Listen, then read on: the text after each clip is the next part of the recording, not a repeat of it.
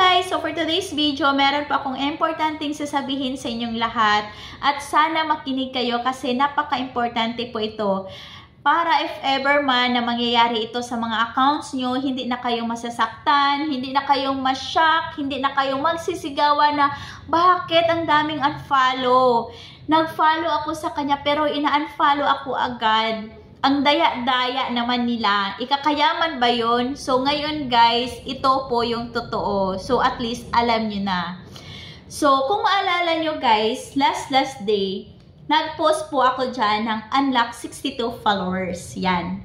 Tapos, noong malapit na siya mag-63, biglang bumagsak yung followers ko. So, syempre, nasasaktan ako. Bakit? Bakit ganon? Bakit yung unfollow ko hindi naman ganito? Yung 100, 200, 300. Tapos, nakaabot talaga ng 1,000. So, tinitingnan ko yung unfollow ko, wala doon. Yun pala, nag-update si Meta ng bagong system. Lahat ng mga hindi organic na nag-follow sa atin, ni-remove po ni Meta. So, bali, yung hindi nakadikit sa atin, ni-remove niya. Okay?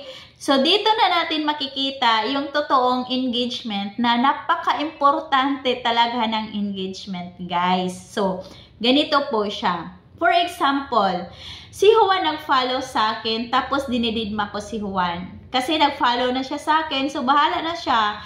Hindi ko na siya babalikan. Pero, yung si Juan pala, nag-follow lang, hindi siya nag-watch sa video ko, hindi siya naka-comment kahit isa, wala siyang interaction, wala kaming engagement, so hindi pala siya nakadikit. Malaglag pa rin si Juan. Ako namang si Didma, hinahayaan ko. So dapat, dito tayo sa F2F system, dapat gagawin po nating organic yung mga nag-follow sa atin. Kasi kapag hindi natin silang magagawang organic, parang boasting followers pa rin sila. Inactive pa rin sila sa atin.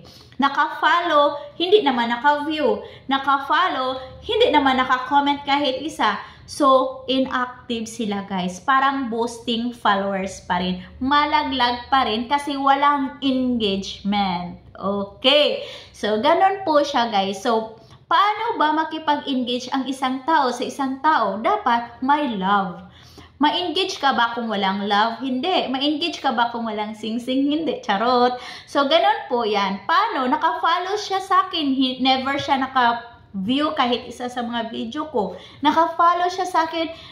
Never naman siyang naka-comment. So, hindi siya organic. Matatanggal talaga siya.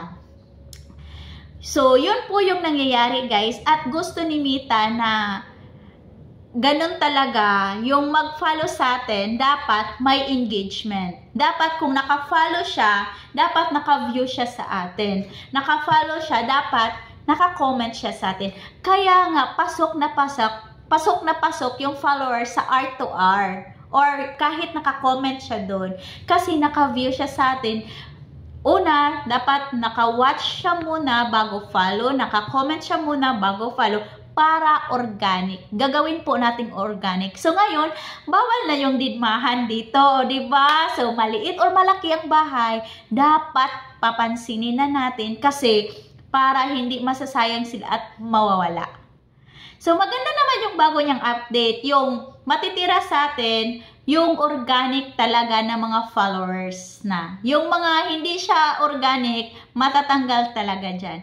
Kung makikita nyo, siguro nasa 65 or 66 na ako ngayon followers. Pero bumagsak ako to 58 kasi ang daming hindi organic. So dapat guys, tatanggapin po natin kung ilan yung mga organic dyan na matitira. O di ba ang saya, organic na yung natitira sa atin. So, tatanggapin po natin, hindi po tayo masasaktan kasi dito tayo sa sistemang ito eh. So, dapat, yun nga, dapat gagawin po natin silang organic. So, kapag mayroon din tayong mga nag-follow organic, tapos nag-follow sa atin, tapos yung mga account nila, wala nang galawan, hindi na nila ginagamit, nalaglag din, okay?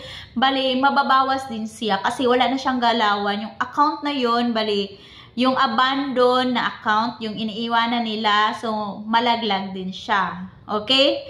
So, hindi siya magtatagal sa mga follower list natin ano din siya, ma-remove ni Mita. So, ganun po siya guys. So, dapat sa F to F, yung nag-follow sa atin, gagawin natin siyang organic.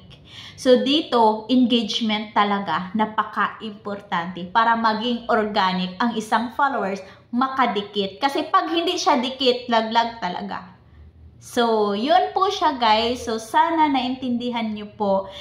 Kasi para hindi kayo masasaktan. So, yan lang. Bye-bye!